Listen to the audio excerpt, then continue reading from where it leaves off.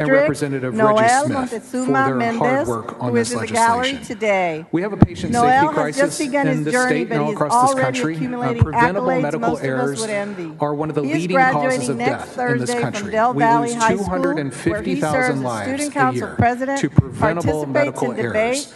And it's a small number of physicians in crisis who cause the majority of the harm. I've given you the leading study from Robert Oschel, and they looked at the National Practitioner Data Bank data.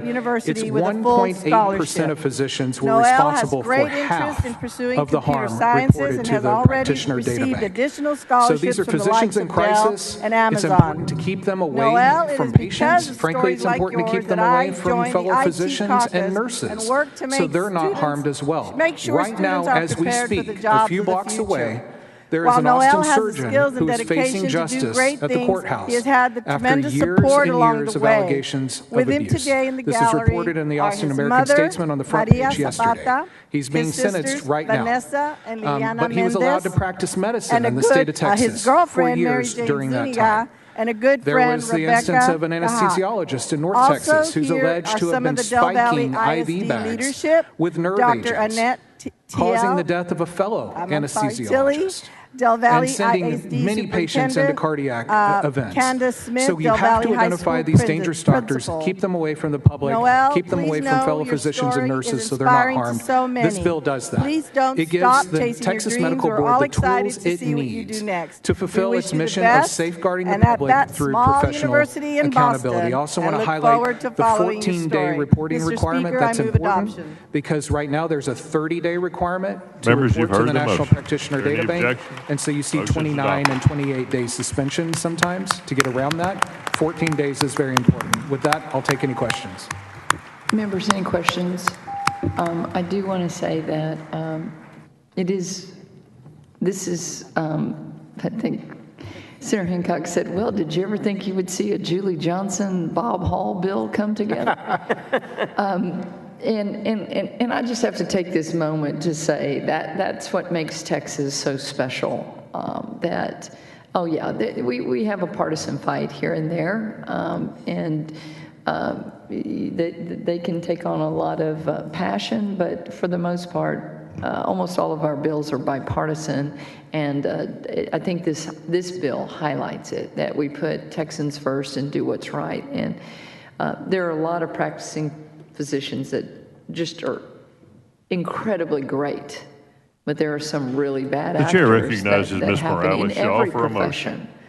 And this is an important piece of legislation. Mr. Speaker, I move to suspend the rules to take up and consider H.R. 2029, honoring Mr. Johnny Mata for his many years of service. Members, you've heard the motion. Is there any objection? Chair hears none. The rules are suspended. The following resolution, the clerk will read the resolution. I appreciate what H.R. you say, 2029 by Morales Shaw, honoring Johnny Mata for his many years of really service to the Houston community.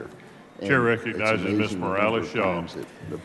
Members, whereas Johnny Mata, he's here with us today in the gallery standing up, and it's my honor to honor him.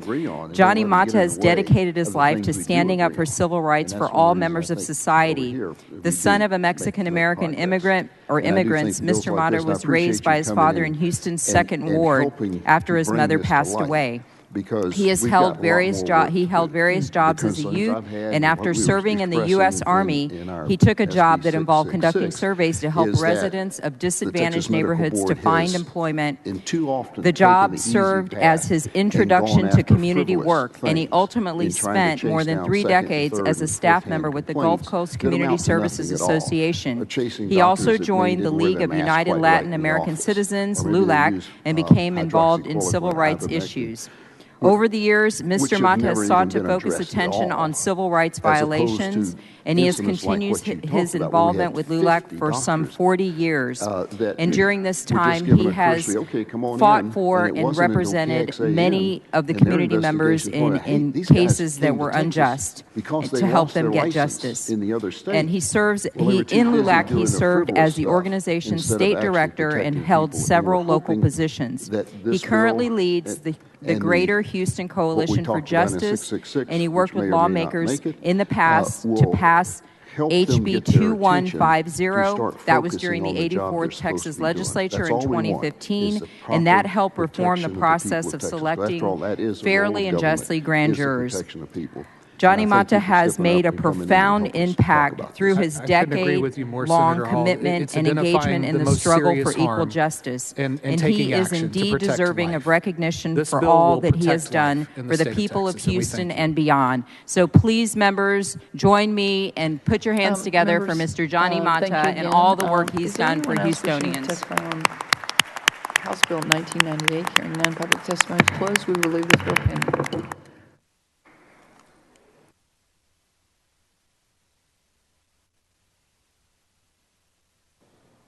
Members, you've heard the motion. Is there any objection? Chair hears none. Motion is adopted. The chair lays out House Bill 617 and recognizes its sponsor, Senator Alvarado, to explain the bill. Senator Alvarado, I understand this is a bill that suffered defeat on local and uncontested last session when that calendar kind of went down. So I recognize you on this bill. Thank you, Madam Chair. I try not to think about that day. I think you and I were both thank you so vocal. much for allowing me the opportunity to lay out this bill. House Bill 617, which is authored by Representative Drew Darby, renews the Next Gen 911 pilot project for 6 years and adds telehealth services to the project. You asked me, why are you carrying an urban bill? So again, not only do we have bipartisanship, but we have urban meets rural, and I'll tell you why in just a minute. In large areas of Texas, injured individuals often must travel more than 60 miles to the nearest level 1 trauma facility, which provides comprehensive care for patients with the highest level of injuries. For some rural Texans, telemedicine and telehealth expand access to critical care and reduce burdensome travel times when every second counts. It reduces the burden for healthcare providers in urban areas, while at the same time opens up economic channels between rural and urban Texans, which is why Representative Drew Darby asked me to carry this. The chair recognizes Ms. Morales-Shaw for a motion. This committee has passed it out Mr. Speaker, I move to suspend the rules to take up and consider H.R. 1728, commending Linda Morales for her decades of work on behalf of labor unions. Members, you've heard the motion. Is there any objection? The chair hears none. The rules are suspended. The following resolution, the clerk will read the resolution. Any questions? H.R. 1728 by Morales-Shaw, commending Linda Morales for her decades of work on behalf of labor unions. The chair recognizes Ms. Morales-Shaw to explain the resolution. Members, I hope you'll take a few minutes to recognize and appreciate my good friend Linda Morales, who's here today. She has distinguished herself through decades of commitment and work. Linda Morales has worked decades on behalf of labor unions across Texas and the United States. Since December 2014, Ms. Morales has served as the organizing coordinator for the Texas Gulf Coast Area Labor Federation, AFL-CIO, which unites the power of 95 unions and 60,000 union members to advocate for working families in 13 Houston area counties. She's proven to be a dedicated champion for the organization's affiliated unions, and she has played an instrumental role in expanding the Federation's efforts and establishing coalitions to address workforce policy issues. Her many other responsibilities have included guiding training workshops, promoting leadership development, supporting electoral work, and recruiting members. Linda Morales is well known in our community in Houston and beyond for all of the leadership and work that she's done. She's previously served as the National American Federation of Labor and Congress of Industrial Organizations, the Sheet Metal Workers International Union, AFL-CIO, as I mentioned, the Service Employees International Union Local 1, and she also led organizers for the California Nurses Association and National Nurses Organizing Committee. And Linda Morales has greatly benefited countless working men and women in these roles. It's hard to measure the full impact of all the work that she's done over the many years of her service. And beyond her work in these roles, she has done other very exemplary leadership roles, including helping young people get involved in the civil electoral process and training people to understand how to organize. So I want to thank her for her exceptional commitment and leadership. And it's a pleasure to honor her for her dedication. So members, please join me in honoring Linda Morales today. Thank you.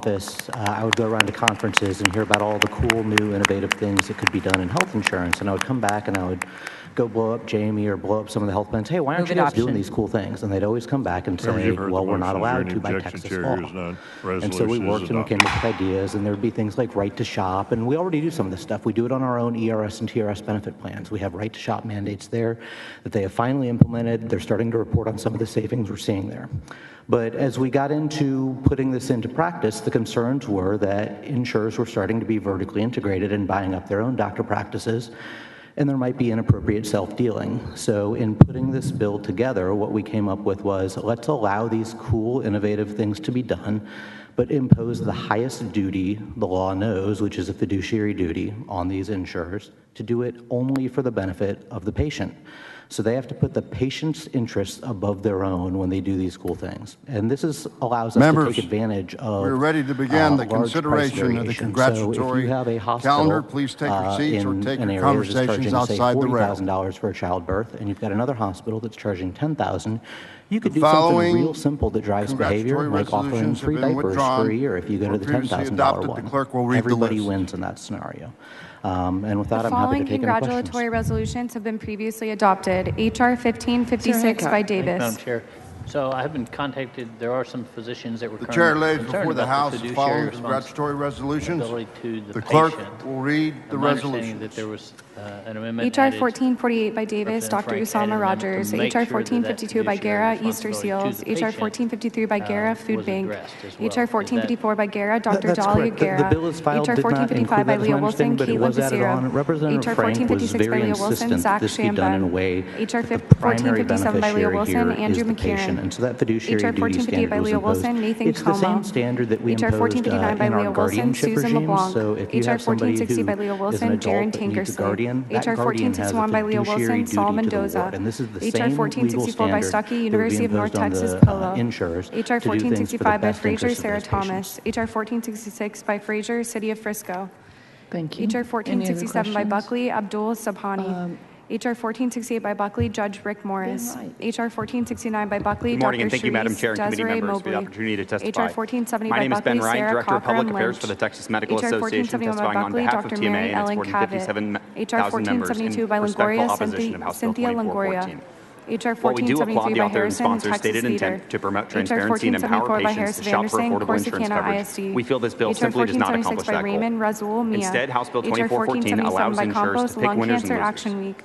H.R. 1480 The bill would by empower Canales, insurers to Grupo steer Frontera. patients to physicians, H.R. pharmacies, 1481 and by other Guerra, healthcare providers Alonzo of their Cantu. choosing, regardless H.R. of cost or 1482 quality, by Guerra, including Julian the ones Ramirez. owned by or affiliated with the insurance H.R. 1483 by company. Guerra, Sophia Urquillo. By allowing insurers to modify H.R. cost-sharing 1484 requirements by like Guerra, deductibles and Carina copays, Lucio. the bill creates a H.R. mechanism that would 1485 by encourage Guerra, vertical Alejandro integration. Talamontes Martinez. We find this counter to the stated intent of the H.R. bill 1486 because by instead of Guerra, benefiting Stephanie patients and Torello. lowering healthcare costs, H.R. 1489 healthcare by consolidation Davis, drives Karen up costs, McCormick Zachary. and this H.R. bill would create a race to the 1491 by bottom Lozano, for christening healthcare of the quality. USS Kingsville. Furthermore, H.R. House Bill 2414 1492 by offers Smithfield no Radio patient Station, protections. Cape While the Ann. bill does include H.R. language like 1493 fiduciary by duty Guerra, and primary Carissa benefit, Rodriguez.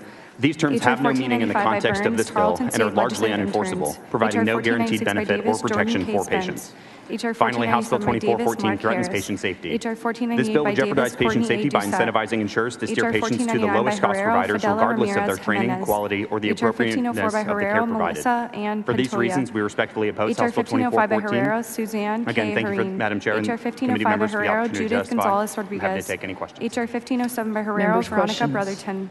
H.R. 1508 by Herrero, Christina for being here. Sandoval. Ms. H.R. Stevenson. 1509 by Herrero, Cynthia Good morning. Cantu. My name is Jamie Dudesting. H.R. I'm the 1510 by CEO of the Herrero, Texas Anita Association of Hinojosa. Health Plans, H.R. and I'm 1511 by testifying in Herrero, Dolly support of Gonzalez House Bill Trolley. 2414. H.R. 1512 by Herrero, As Brenda Charles Marshall. mentioned, H.R. 1513 by we've been Herrero, approached Laura for many Gray. H.R. sessions 1514 by now about Herrero, what's called Dr. the Candy right to shop Richardson Gutash. mandate H.R. for creating 1515 by shopping Herrero, incentive Leanne programs Libby. to H.R. help 1516 by incentivize Herrero, Dr. consumers Cynthia to shop for Hernandez. that lowest H.R. price or best 1517 by value. Herrero, And Karen we've had these Griffith. H.R. conversations for a very 1518 by long Herrero, time. Lori Fast Jo forward to Walker. some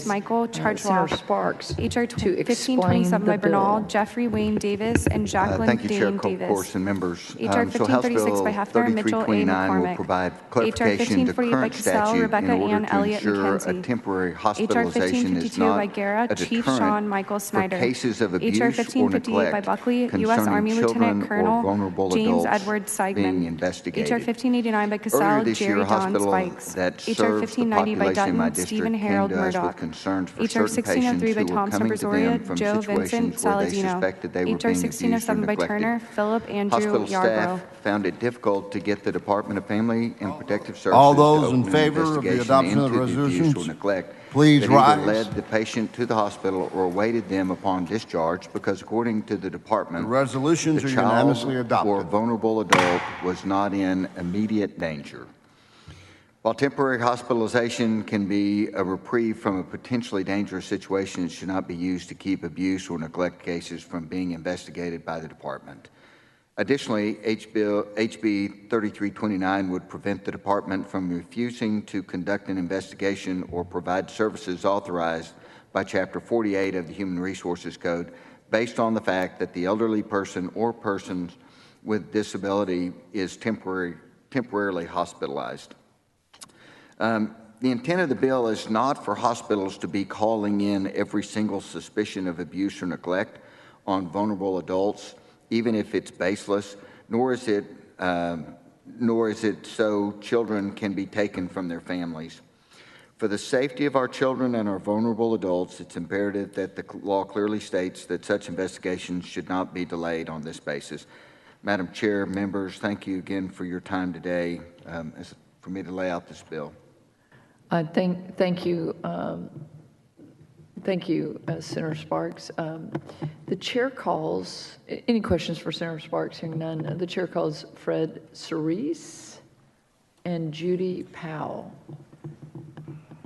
The chair lays out the following previously adopted resolution. Good to see you again. Clerk I will think read the last the time we caption. met, it was in my office. HR 1207 by Jones of Harris, commending Parker J. Nickerson for his service as a legislative aide in the Office of State Representative Jolanda Jones.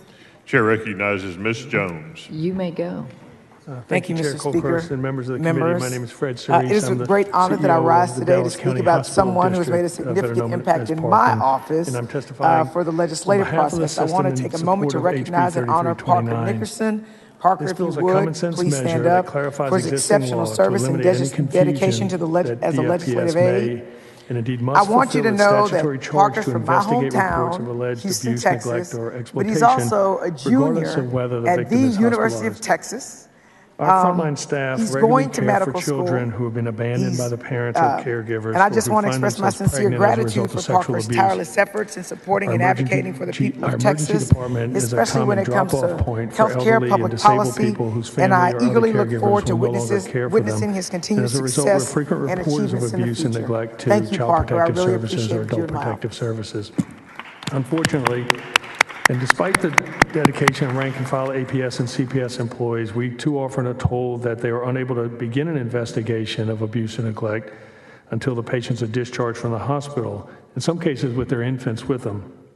As a result, Parkland is put in the position of having to discharge our most vulnerable patients back to an unsafe living situation, and then hope that APS and CPS will be able to engage Members, with the we're ready to begin consideration of a local consent and resolutions calendar. If you have a bill on today's calendar, please be ready to explain your bill when it is reached placing on the victims in calendar. immediate danger.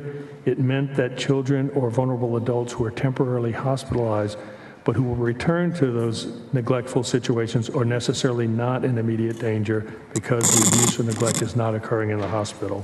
The chair recognizes Mr. Pursuit to explain House Bill 3292. Sweeney will eventually be discharged. Members, you've heard the explanation of House Bill 3292. Is there objection to consideration? Chair hears none. The chair lays out House Bill 3292. The clerk will read the bill. HB 3329 resolves its confusion. Question occurs on clarifying passage that the to law does engrossment of not House Bill imply an exception to the 3292. Is there duty to objection? investigate Chair hears merely none. because they're temporarily hospitalized. House Bill 3292 is passed to engrossment. Let's just talk about the situation. Chair So what you're recognizes basically Mr. saying Shine is to people, explain House Bill 5360. in plain terms, a Deer Creek Mud- 13-year-old... Members, you've heard the We've got explanation of Ms. House Bill 5360. Is there objection to consideration? That's correct. Chair hears none. The chair lays out House Bill 5360. In The an clerk attempt will to read get the bill. that case HB investigated while 5360 by hospitalized, Shine we are often relating to the told is creation that of- they're Question not in occurs on immediate passage danger to because engrossment they're of House Bill in the hospital. They won't 5360. be in Is there immediate danger objection? until they're Chair hears discharged none. and House back Bill at home. 5360 And what we're is attempting passed to to do is to engrossment. Chair initiate the recognizes Ms. Morales of investigation Maverick before we to have to explain send it House back Bill to an unsafe 5400. condition. Mr. Morales.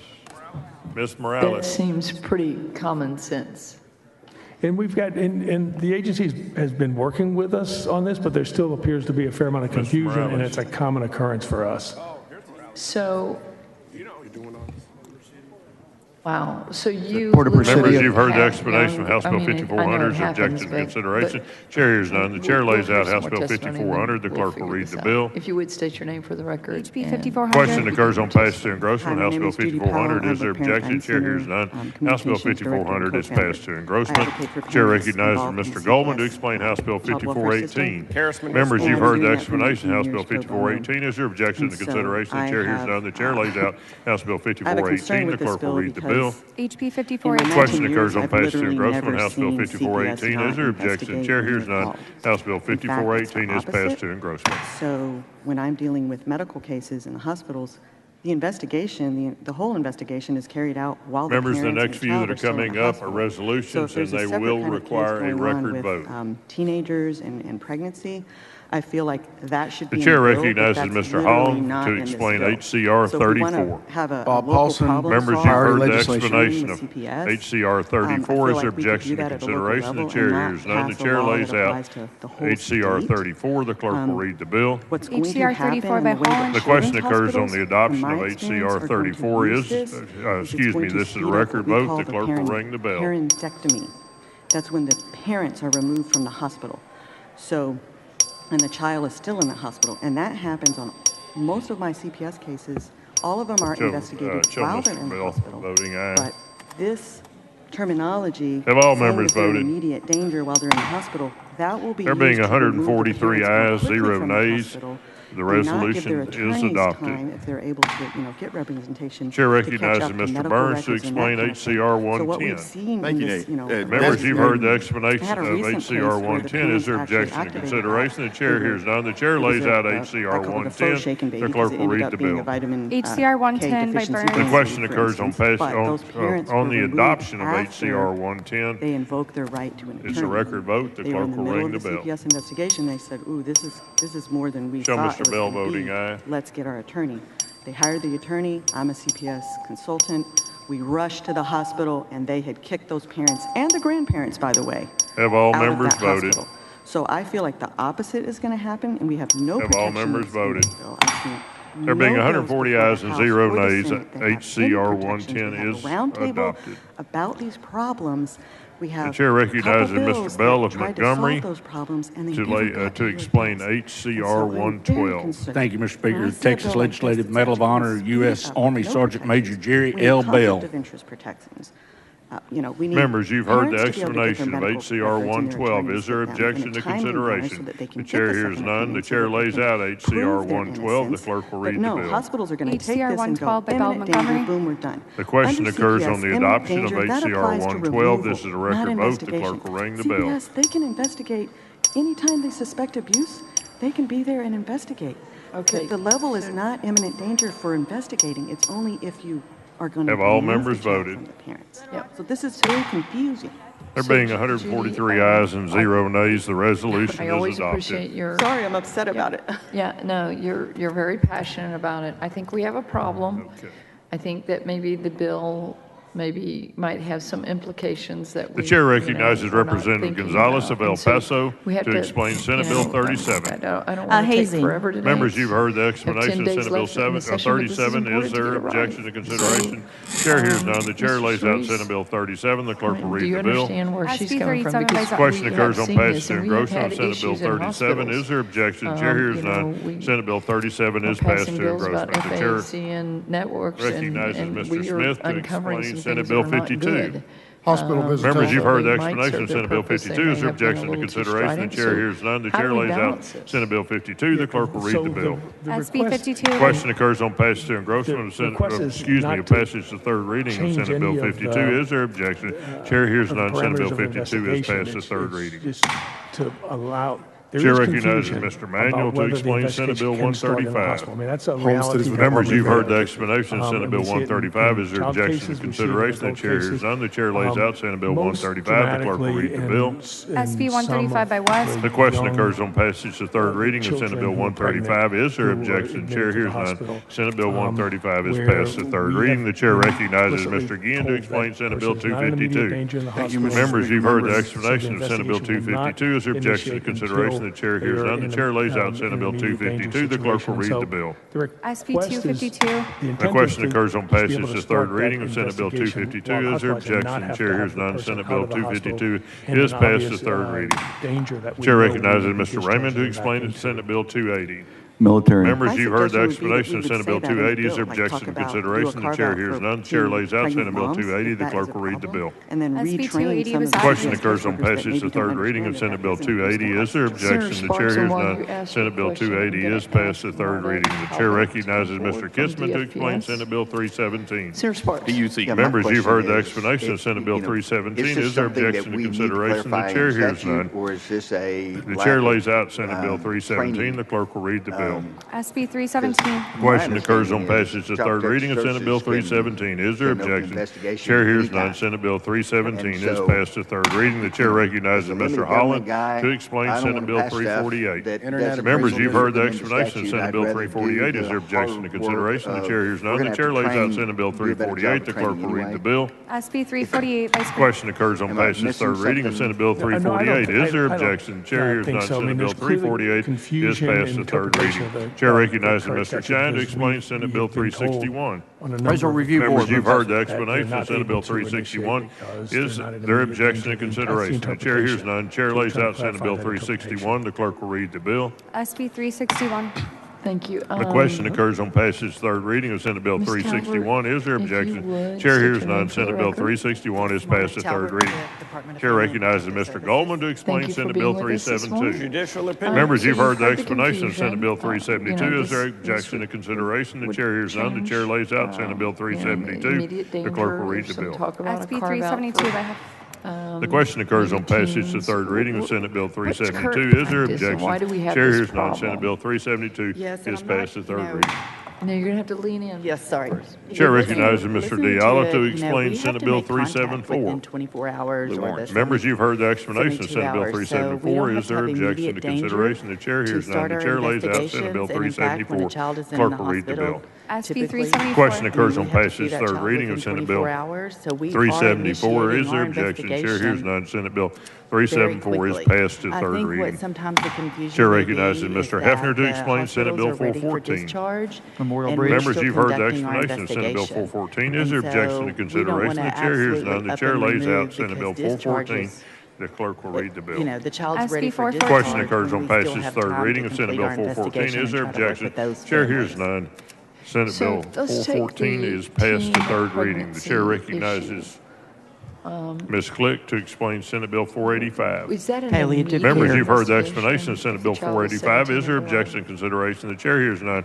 Chair lays out Senate Bill 485. The clerk will read the bill. SB 485. Question occurs on passage to third reading of Senate Bill 485. Is there objection? Chair hears none. Senate Bill 485 is passed to third reading. The chair recognizes Mr. Guillen to explain Senate Bill 496. Members, you've heard the explanation of Senate Bill 496. Is there objection to consideration? The chair hears none. Chair lays out Senate Bill 496. The clerk will read the bill. SB 496. Question occurs on passage to third reading of Senate Bill 496. Is there objection? The chair hears none. Senate Bill 496 is passed to third reading. The chair recognizes Ms. Noble to explain Senate Bill 526. Educational contractors. Members, you've heard the explanation of Senate Bill 526. Is there objection to consideration? The chair hears none. Chair lays out Senate Bill 526. The clerk will read the bill. Child protection, when a 13-year-old. SB 526. Question occurs on passage third reading of Senate Bill 526. Is there objection? Chair hears none. Senate Bill 526 is passed to third reading. The chair recognizes Mr. Craddock to explain the same people Senate Bill 539. Pregnancy live. Move passage. Members, you've heard the explanation of Senate Bill 539. Is there objection to consideration? The chair hears none. The chair lays out Senate Bill 539. The clerk will read the bill. SB 539. Question occurs on passage to third reading of Senate Bill 539. Is there objection? Chair hears none. Senate Bill 539 is passed to third reading. The chair recognizes Ms. Isaac to explain Senate Bill 540. Examples where, whether it's commercial. Members, you've heard the explanation of Senate Bill 540. Is there objection to consideration? The chair hears none. Chair lays out Senate Bill 540. The clerk will read the bill. SB 540. Question occurs on passage third reading of Senate Bill 540. Is there objection? Chair hears none. Senate Bill 540 is passed to third reading. The chair recognizes Mr. Harris to explain Senate Bill 646. Lamar College. Members, you've heard the explanation of Senate Bill 646. Is there objection to consideration?